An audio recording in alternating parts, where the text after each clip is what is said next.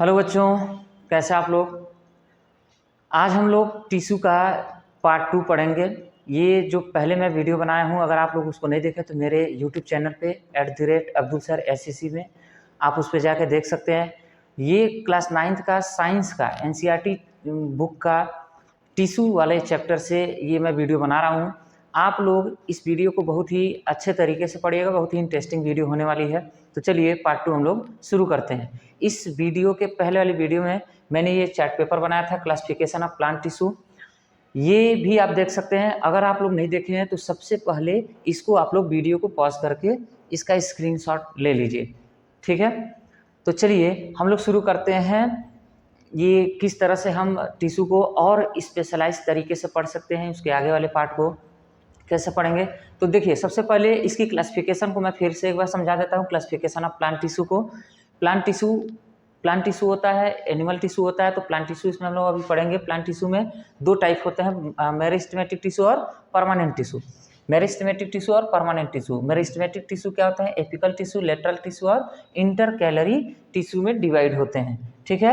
Apical tissue, lateral tissue और intercalary tissue में ये डिवाइड होते हैं। उसके बाद परमानेंट टिश्यू में चलेंगे तो सिंपल परमानेंट टिश्यू और कॉम्प्लेक्स परमानेंट टिश्यू में ये परमानेंट टिश्यू दो भागों में टूट जाते हैं, सिंपल परमानेंट टिश्यू और कॉम्प्लेक्स परमानेंट टिश्यू। अब सिंपल परमानेंट टिश्यू जो होते हैं ये पेरेन्काइमा, कोलेनकाइमा और स्केलेनकाइमा में विभाजित होते हैं, और कॉम्प्लेक्स परमानेंट टिश्यू जाइलम और फ्लोएम में विभाजित होते हैं। तो अब हम लोग इस पार्ट में मेरिस्टेमेटिक टिश्यू के बारे में पढ़ेंगे। आपके जो इंट्रोडक्शन है उसके बाद जब आप चलेंगे तो उसमें एक जगह है जहाँ पे ओनियन यानी कि प्याज का एक एक्टिविटी करके दिखाया, वहाँ पे लिखा है मेरिस्टेमेटिक टिश्यू। इसको हिंदी में विभज्यतक ऊतक कहते हैं, मतलब कि विभाजन होने वाली ऊतक, ऐसी टिश्यू जो विभाजित हो सके, डिवाइड हो सके। तो चलिए हम लोग शुरू करते हैं इसको, मेरिस्टेमेटिक टिश्यू को कैसे जानेंगे। देखिए, ये जो मेरिस्टेमेटिक टिश्यू है इसको सबसे पहले हम लोग एक एक्टिविटी से देखेंगे जो कि आपके बुक में दिया है चैप्टर में। देखिए, आप 2 गिलास ले लीजिए, ठीक है। 1 गिलास हो गया और 2 गिलास। इसमें आप लोग क्या करिए कि अनियन बल्ब मतलब कि प्याज की एक कली ले लीजिए, प्याज ले लीजिए, ठीक। ये प्याज है और ये पूरी तरह से पानी से भरा हुआ है, ठीक है। ये पानी से इस तरह से भरा रहेगा। सेम टू सेम ऐसे इसमें भी करिए। यहाँ प्याज, इसमें भी प्याज इस तरह से रहेगा। इसमें प्याज रख दीजिए और इसकी रूट बना दीजिए, इसकी टिप बना दीजिए। और अब जो है इस प्याज को भी पानी में डुबोना है। ये पानी, इसमें पानी से पूरा फिलअप रहेगा, भरा रहेगा। अब हम लोग इसमें देखेंगे क्या, दोनों प्याज वाली ये जो प्याज की कलियां हैं, इसमें क्या होता है, ये जो आप देख सकते हैं जो नीचे का रूट है और टिप है, इसी पे ऑब्जर्वेशन करना होता है। इसको देखना क्या है कि मेरिस्टेमेटिक टिश्यू प्लांट के किस रीजन में पाए जाते हैं, किस क्षेत्र में पाए जाते हैं। तो आप देखेंगे कि प्याज जो इसकी नीचे वाली जो हिस्सा पानी में डूबी हुई है, कुछ दिन बाद, 1 या 2 दिन बाद यह रूट जो होता है बढ़ना शुरू हो जाता है, ग्रोथ करने लगता है। फिर आप क्या करिए, दूसरे वाले जो ऑब्जर्वेशन है, इसमें से जब ये ग्रो कर जाए, इसकी रूट ग्रो कर जाए, उसको निकाल के उसकी रूट को कैंची से काट दीजिए। ये जो रूट है इसको कैंची से जब काट देंगे तो कुछ समय बाद देखेंगे कि इसकी ग्रोथ बंद हो जाएगी। मतलब ये है, इसका ऑब्जर्वेशन ये है कि मेरिस्टेमेटिक टिश्यू जो होती है प्लांट के कुछ सर्टेन रीजन में पाए जाते हैं, कुछ ऐसे क्षेत्र, कुछ ऐसा एरिया जहाँ पे ही मेरिस्टेमेटिक टिश्यू यानी कि विभज्योतक ऊतक जो सेल को डिवाइड करता है, लगातार ग्रोथ कराता है, कुछ सर्टेन, कुछ स्पेसिफिक रीजन में ही पाया जाता है। इसको हम लोग ये इस तरह से ऑब्जर्वेशन करके देख सकते हैं। ये मेरिस्टेमेटिक टिश्यू जो होते हैं ये नए सेल को बनाने में मदद करते हैं, सेल डिवाइड और न्यू सेल को फॉर्मेशन या प्रोड्यूस करने में बड़ी मदद करते हैं। इसको एक और हम लोग फिगर से देख सकते हैं जो कि आपके बुक में दिया हुआ है। देखिए, सबसे पहले आप किसी प्लांट का एक फिगर बना लीजिए कुछ इस तरह से, जो कि आपके बुक में दिया हुआ है।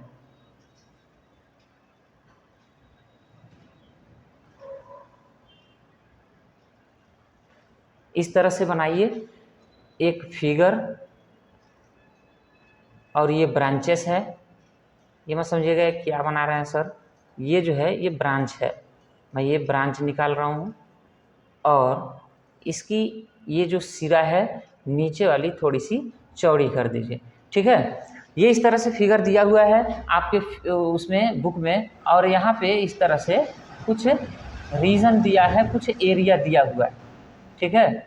इसके बीच बीच में इस तरह से कुछ एरिया दिए गए होंगे जो आपके बुक में है। अब देखिए ये मेरिस्टेमेटिक टिश्यू 3 भागों में बंटता है। मेरिस्टेमेटिक टिश्यू 3 भागों में बंटता है। एपिकल मेरिस्टेम कहते हैं इसको, इंटरकैलरी मेरिस्टेम कहते हैं और लेटरल मेरिस्टेम कहते हैं, ठीक है। 3 भागों में बंटते हैं। इस सबसे ऊपर वाले हिस्से को बोला जाता है एपिकल मेरिस्टेम। इसको बोलते हैं इंटरकैलरी मेरिस्टेम, इंटरकैलरी मेरिस्टेम, और इसको बोलते हैं लेटरल मेरिस्टेम।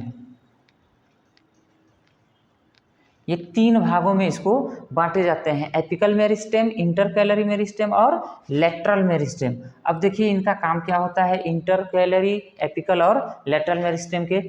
एपिकल मेरिस्टेम जो होते हैं ये प्लांट के हमेशा टिप वाले जगह पे, टिप वाले रीजन में, क्षेत्र में पाए जाते हैं। मतलब कि एकदम नोक वाले हिस्से में, यहाँ पे पाए जाएंगे, यहाँ पे पाए जाएंगे, इसके इस नोक पे पाए जाएंगे। मतलब एपिकल मतलब शीर्ष, शीर्ष का मतलब सबसे ऊपर वाले हिस्से में प्लांट के पाए जाते हैं। जैसे कोई भी प्लांट जब ग्रो करता है तो आप देखते हैं कि उसके ऊपर छोटी छोटी पत्तियां निकलती रहती हैं, फिर बड़े होते हैं, फिर पत्तियां निकलती बड़े होते हैं। इस तरह से यह टिप पे, ठीक है ना, शीर्ष पे, प्लांट के टिप या शीर्ष पे पाए जाने वाले मेरिस्टेम को एपिकल मेरिस्टेम कहेंगे। इंटरकैलरी मेरिस्टेम क्या होते हैं, या नोड और इंटर नोड पे, जहाँ से पत्तियां, जैसे सपोज करिए कि ये कोई प्लांट है और यहाँ से ये जो ब्रांच निकला है तो इसको हम लोग नोड कहते हैं। और जहाँ से पत्तियां निकली रहती हैं, पत्तियां जैसे इस तरह से, तो ये जो पत्तियों का, पत्ती का ये जो रीजन है इसको इंटर नोड कहते हैं। तो नोड और इंटर नोड वाले एरिया में पाए जाते हैं इंटरकैलरी मेरिस्टेम। नाम से ही पता चल जाएगा, इंटरकैलरी, इंटरनोड और नोड वाले हिस्से में पाए जाते हैं, जहाँ से पत्तियां लगी होती हैं अपने स्टैक से। और लेटरल मेरिस्टेम क्या होते हैं, निचले वाले हिस्से में पाए जाते हैं, जहाँ पे प्लांट चौड़े होते हैं, उनकी ब्रांचेस चौड़ी होती हैं। तो ये है परमानेंट टिश्यू के ये पार्ट। परमानेंट टिश्यू 3 भागों में बांटे जाते हैं, एपिकल मेरिस्टेम, इंटरकैलरी मेरिस्टेम और लेटरल मेरिस्टेम। और ये इसका ऑब्जर्वेशन है प्याज की, जैसे ही आप प्याज की उस रूट को काट देंगे मेरिस्टेमेटिक टिश्यू ग्रो करना बंद कर देगा। देखिए मेरिस्टेमेटिक टिश्यू बहुत ही एक्टिव होते हैं। ये जो मेरिस्टेमेटिक टिश्यू जो होते हैं बहुत ही एक्टिव होते हैं। इनमें डेंस साइटोप्लाज्म और थिन सेलुलोज वाल पाए जाते हैं, न्यूक्लियाई भी पाए जाते हैं, न्यूक्लियस भी पाए जाते हैं, लेकिन फूड वैक्यूल इसमें नहीं पाए जाते हैं। आपके बुक में दिया है why the meristematic tissue lack food vacuole, मतलब कि फूड वैक्यूल इनमें क्यों नहीं पाए जाते हैं। इसका आंसर ये है कि ये जो है मेरिस्टेमेटिक टिश्यू ये सेल डिवीज़न का काम करते हैं, सेल को ग्रो कराते हैं, प्लांट के हर हिस्से को ग्रोथ कराते हैं। उनमें इसी वजह से फूड वैक्यूल नहीं पाए जाते हैं, क्योंकि फूड वैक्यूल किसी भी सेल में फूड कंजर्वेशन का काम करता है, लेकिन ये जो है सेल डिवीज़न का काम करता है, जिसकी वजह से इसमें फूड वैक्यूल नहीं पाए जाते हैं। उसके बाद अब हम लोग आएंगे परमानेंट टिश्यू पे। किस पे, परमानेंट टिश्यू पे। सिंपल मेरिस्टेमेटिक टिश्यू खत्म हो गई, अब परमानेंट टिश्यू पे आएंगे। और परमानेंट टिश्यू 2 भागों में बांटते हैं परमानेंट टिश्यू को। एक होता है सिंपल परमानेंट टिश्यू और दूसरा होता है कॉम्प्लेक्स टिश्यू। इसको 2 भागों में बांटते हैं, सिंपल परमानेंट टिश्यू और दूसरा क्या होता है, कॉम्प्लेक्स परमानेंट टिश्यू। अब इसमें परमानेंट टिश्यू क्या होता है, देखिए परमानेंट टिश्यू भी मेरिस्टेमेटिक टिश्यू का ही पार्ट है। जब मेरिस्टेमेटिक टिश्यू एक समय आता है वो डिवाइड करना बंद कर देता है, पुराना हो जाता है, ओल्ड स्टेज में जब चला जाता है तो डिवाइड करना बंद कर देता है मेरिस्टेमेटिक टिश्यू, और एक अपना फिक्स साइज और शेप गेन कर लेता है, जिससे कि यह परमानेंट टिश्यू में बदल जाता है। परमानेंट टिश्यू 2 प्रकार के, सिंपल टिश्यू और कॉम्प्लेक्स टिश्यू में टूट जाते हैं। इसकी अगर प्रॉपर डिफिनीशन देखेंगे तो ये होगा कि वो मेरिस्टेमेटिक टिश्यू जो ओल्ड स्टेज में जाने के बाद अपनी डिवाइडिंग कैपेबिलिटी को खो देता है, उसे परमानेंट टिश्यू कहते हैं। ठीक है ना। अगर कोई पूछेगा परमानेंट टिश्यू क्या है, आपके टीचर पूछते हैं स्कूल में या कोई भी पूछता है परमानेंट टिश्यू किसे कहते हैं, तो आप बता सकते हैं कि वो मेरिस्टेमेटिक टिश्यू जो ओल्ड स्टेज में जाने के बाद अपनी डिवाइडिंग कैपेबिलिटी खो दे, उसे हम परमानेंट टिश्यू कहते हैं। इसके आगे सेल डिफरेंशिएशन आता है। परमानेंट टिश्यू के ही लाइन में सेल डिफरेंशिएशन दिया है। सेल डिफरेंशिएशन का मतलब होता है मेरिस्टेमेटिक टिश्यू से परमानेंट टिश्यू में बदलने की प्रक्रिया को सेल डिफरेंशिएशन कहते हैं। अब चलिए हम लोग differentiation between meristematic and permanent tissue के बारे में पढ़ते हैं। आपके ये कॉम्पिटिटिव लेवल के एग्जाम में या आपके जो क्लास वाइज टेस्ट वगैरह होते हैं उसमें अधिकतर पूछे जाते हैं कि difference between meristematic tissue and permanent tissue, ये मेरिस्टेमेटिक और परमानेंट में किस तरह से क्या डिफरेंसेस है। तो चलिए मैं आपको बताता हूँ, आप लोग भी नोट करते जाइएगा। देखिए पहले इस तरह से कॉलम बनाएंगे, मेरिस्टेमेटिक टिश्यू एक तरफ, परमानेंट टिश्यू एक तरफ लिखेंगे। तो देखिए आप लोगों को मैं बताऊँ कि मेरिस्टेमेटिक टिश्यू जो होते हैं वो डिवाइडिंग टिश्यू कहलाते हैं। तो ये आप लिख सकते हैं meristematic tissue it divide their cells or it do not divide their cells। लिखते रहिएगा। देखिए मेरिस्टेमेटिक टिश्यू जो होते हैं अपनी सेल को डिवाइड करते हैं और परमानेंट टिश्यू जो होते हैं ये सेल को डिवाइड नहीं करते हैं। दूसरा मैंने बताया था कि इसमें फूड वैक्यूल पाए जाते हैं, मेरिस्टेमेटिक टिश्यू में फूड वैक्यूल नहीं पाए जाते हैं, सॉरी नहीं पाए जाते हैं, मैं पाया जाता हूँ बोला हूँ, इसमें फूड वैक्यूल नहीं पाए जाते हैं। मेरिस्टेमेटिक टिश्यू में फूड वैक्यूल नहीं पाए जाते हैं, तो लिखेंगे it do not consist food vacuole, और इसमें होता है इट कंसिस्ट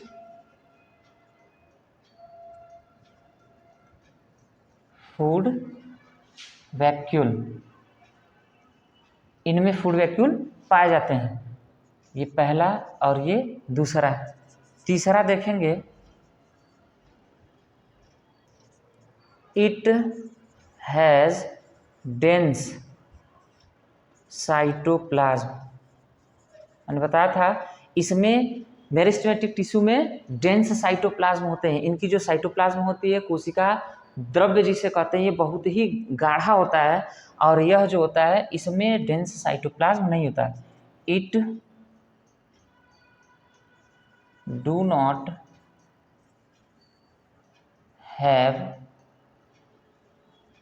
डेंस साइटोप्लाज्म। तो ये इसकी डिफरेंशिएशन है मेरिस्टेमेटिक और परमानेंट टिश्यू के बीच की, इसको आप लोग नोट कर लीजिए। देखिए जैसा कि मैंने आपको बताया था कि परमानेंट टिश्यू दो भागों में टूटते हैं, दो भागों में इनका क्लासिफिकेशन किया जाता है, एक सिंपल परमानेंट टिश्यू और एक कॉम्प्लेक्स परमानेंट टिश्यू, जो अगले पार्ट में बताऊंगा। तो इसमें हम लोग सिंपल परमानेंट टिश्यू के बारे में पढ़ते हैं। देखिए सिंपल परमानेंट टिश्यू जो होता है ये लगभग प्लांट के हर क्षेत्र में पाया जाता है। ये रूट में, लीव्स में, ब्रांचेस में, हर जगह पे सिंपल परमानेंट टिश्यू पाए जाते हैं। यह एपिडर्मिस के नीचे, beneath the epidermis, beneath the epidermis of plant के एपिडर्मिस के नीचे सिंपल परमानेंट टिश्यू पाए जाते हैं। ये जनरली तीन भागों में इनको भी डिवाइड किए जाते हैं। सिंपल परमानेंट टिश्यू को तीन भागों में बताया जाता है, जैसा कि मैं क्लासिफिकेशन बताया हूँ। पहला होता है ये पैरेन्काइमा, दूसरा होता है कोलेनकाइमा और तीसरा होता है sclerenchyma. It divide into 3 parts, ये 3 पार्ट्स में डिवाइड किए जाते हैं। पहला होता है पैरेन्काइमा, दूसरा होता है कोलेनकाइमा,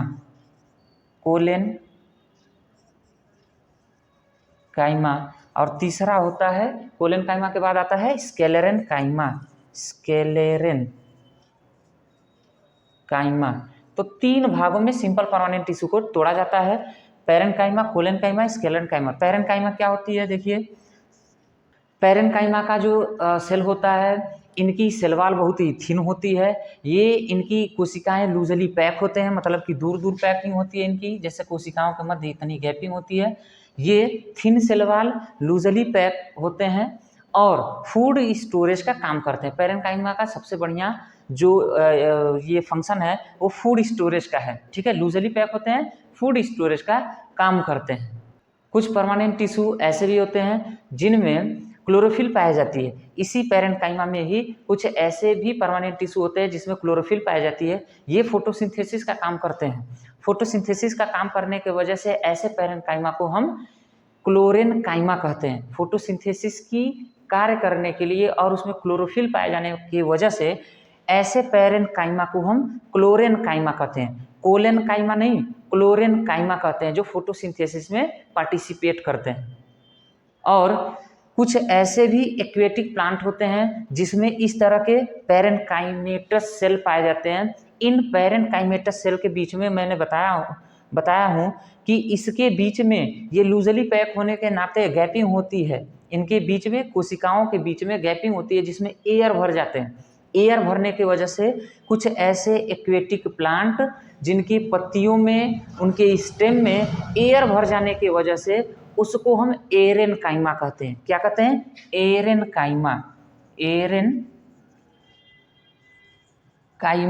ये एरेनकाइमेटस जो सेल होते हैं, यह एक्वेटिक प्लांट के पत्तियों में, स्टेम में पाए जाते हैं, जिसके वजह से वो जो प्लांट होते हैं एक्वेटिक, वो पानी के ऊपर फ्लो करते रहते हैं, तैरते रहते हैं, फ्लोट करते रहते हैं। जैसे कि कुछ उदाहरण आप बता सकते हैं नीचे कमेंट में भी, और मैं भी बता देता हूँ आप लोगों को। आप लोग कमल का फूल देखे होंगे, ठीक है, सिंघाड़े का प्लांट देखे होंगे, जलकुंभी की प्लांट देखे होंगे। उनकी पत्तियों के अंदर पैरेन्काइमेटस टिश्यू पाए जाते हैं जिनमें लूजली पैक होने के नाते एयर भरे रहते हैं और वो पत्तियां या स्टेम पानी के ऊपर फ्लोट करते रहते हैं। ऐसे पैरेन्काइमेटस टिश्यू को हम एरेनकाइमा कहते हैं, याद रखिएगा।